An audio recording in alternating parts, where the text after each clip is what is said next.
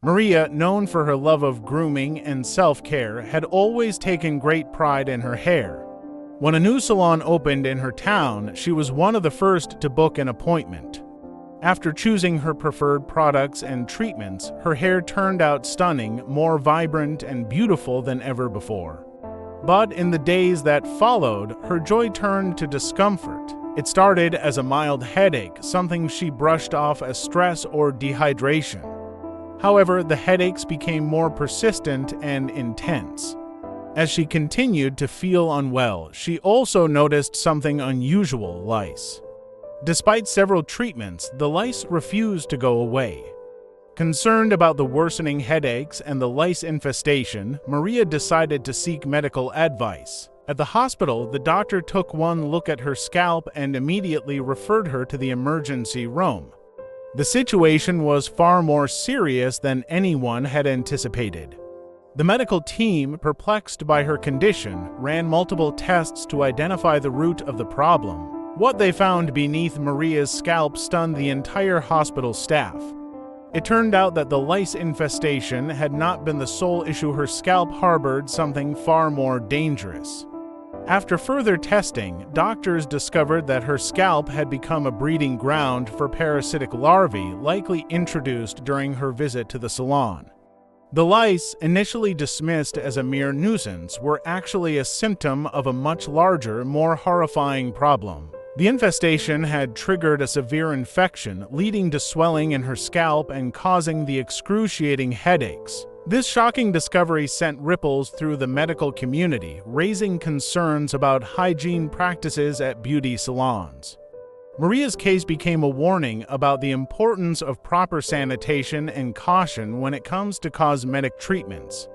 Although she eventually recovered, her experience served as a life-altering reminder that sometimes a seemingly simple decision can have unimaginable consequences. The news of Maria's ordeal spread quickly, shocking not only her town but also people across the world. It sparked public outrage and intense scrutiny of the beauty industry's hygiene standards. Investigations were launched into the salon she had visited, and authorities discovered severe violations. Unclean tools, improperly stored products, and negligent sanitation practices were found to be the root of the problem. The salon was immediately shut down, and legal action was taken against the owners and staff. Health inspectors warned that many other salons might be operating under similarly dangerous conditions, putting countless customers at risk. The case highlighted an issue that had long been overlooked in the beauty industry. Cleanliness and safety measures were often taken lightly, even though they could have serious health implications. Maria, meanwhile, faced a long road to recovery. The parasitic larvae had burrowed deep into her scalp, causing not only physical pain but emotional trauma. Her treatment involved a combination of surgeries to remove the infected tissue and intense antibiotic therapy to prevent further spread of the infection. While her hair, once her pride and joy, had to be shaved off for the procedures, she remained thankful that the doctors had acted quickly enough to save her life. Throughout her recovery, Maria was determined to turn her nightmare into a lesson for others. She began sharing her story publicly, warning people about the potential dangers lurking in unregulated salons. Her bravery and advocacy caught the attention of the media, and she was invited to appear on talk shows and news segments to raise awareness. Her story wasn't just about a personal tragedy, it became a global conversation about the importance of health and safety in the beauty industry. Support poured in from people all over the world. Many shared their own horror stories of infections or other issues they had encountered after salon visits. Maria's case became a catalyst for change, prompting new regulations that mandated stricter hygiene protocols in salons. Salons were now required to undergo regular health inspections, and workers had to be trained in proper sanitation practices. Though Maria had lost her hair and endured physical pain, she found a new purpose in her life. She started an online community where people could share experiences, ask questions, and learn about salon safety. Her initiative helped many avoid the same fate, empowering consumers to ask questions and demand higher standards before trusting salons with their personal care. Years later, Maria's hair grew back, but she never returned to the carefree woman she had once been. Instead, she had transformed into an advocate for public health and safety, ensuring that no one else would have to suffer the way she did.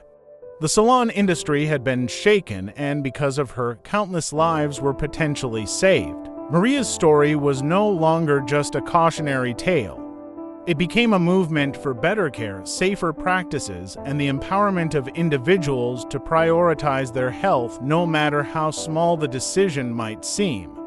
She had turned her darkest moment into a beacon of light for others, proving that even in the face of unimaginable hardship, there is always room for strength, resilience, and positive change. As Maria's story continued to inspire many, she found herself embracing a new role she never imagined: an advocate and speaker for public health and beauty safety.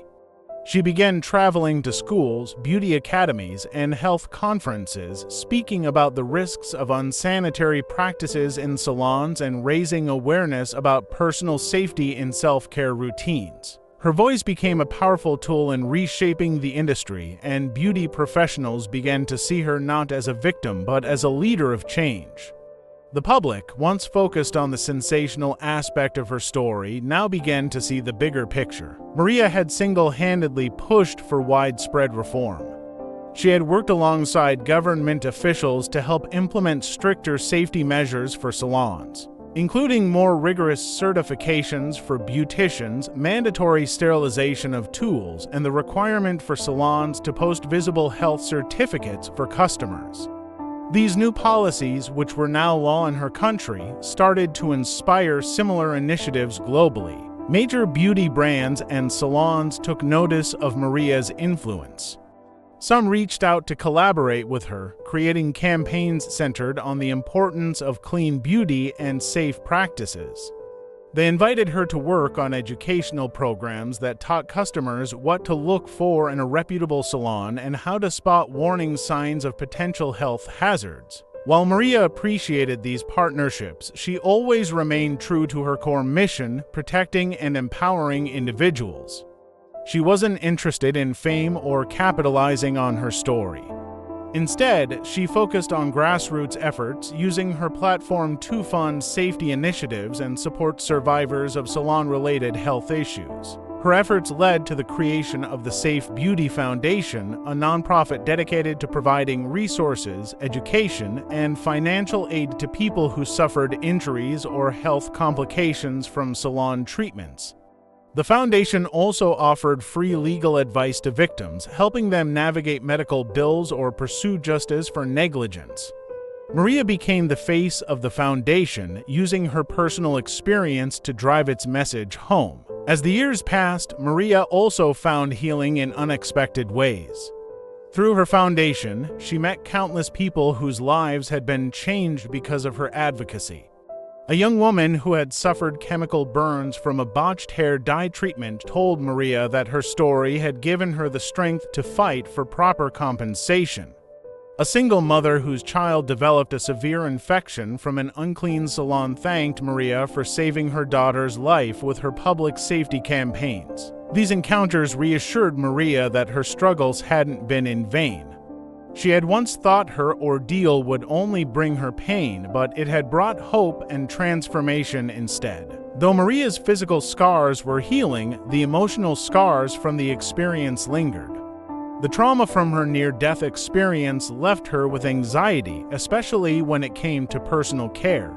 She no longer trusted salons, and while she knew her case had been extreme, she couldn't shake the fear of what might happen if she ever placed her health in the hands of others again. To cope, Maria learned to manage her self-care in new ways. She became proficient in home hair treatments and even took classes on safe hair care and skincare practices, turning her bathroom into a mini salon where she could feel safe. This journey toward self-reliance deepened her understanding of personal responsibility in health and wellness. Through everything, Maria's family and close friends remained her strongest support system. They had seen her at her worst when she was battling the infection, undergoing surgery, and struggling with her new reality, and they marveled at how far she had come. Maria, once a woman who loved the simplicity of getting her hair done and enjoying life's little luxuries, had now become a symbol of strength, resilience, and courage. In time, Maria began writing a book about her experience. She wanted to document the full story, from the moment she stepped into the salon to the day she became a public figure fighting for change. The book, titled More Than Skin Deep was a powerful memoir of pain, survival, and transformation. It became a bestseller, praised for its raw honesty and its ability to connect with readers from all walks of life. Maria's journey from an ordinary woman to a global advocate continued to resonate with people everywhere. She had taken the darkest moment of her life and turned it into a lasting legacy of hope, strength, and reform. Through her tireless work, countless lives were touched, and the beauty industry was forever changed for the better. And as she looked back on her journey, Maria knew one thing for certain: she was no longer just a survivor, she was a warrior for those who couldn't fight for themselves, and her mission to protect others was far from over.